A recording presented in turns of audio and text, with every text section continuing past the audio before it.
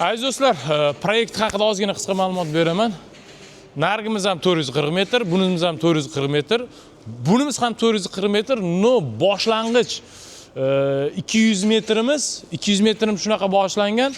Sog'im zali bilan ikki cheti, bittasi radilka, bittasi esa sanchast, ya'ni tug'iladigan mollar kasal bo'lsa, mana shu yerga olib kelib davolashadi.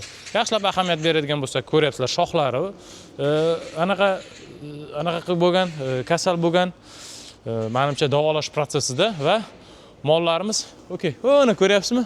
Molimiz tug'ish arafasida. 1200 ta molliga shunaqa zo'r joy qilgan. Ya'ni sog'im zalidan chiqqan mollar kasal bo'lsa, tuyoq kasalligini davololmasa, mana shu yerga qoldirar ekan. Lekin kasal mollar kam, aziz do'stlar, mana qaranglar. 1, 2, 3 bitta kasal mollarda alohida o'shar ekan. Bu tomonda ham kasal mollarda alohida o'shar ekan. Sog'im zaliga to'g'ri. Sog'im zali 50 talik karusel. Qo'yaman uni ham videosini. Shu aziz do'stlar, proyektimizni o'rgandik. Xudo xohlasa biz ham o'rganuvchimiz, har xil hamma joylardan o'rganib bosqichma-bosqich ko'p chorvadorlarga qo'ldan kelgancha yordam berishga harakat qilyapmiz.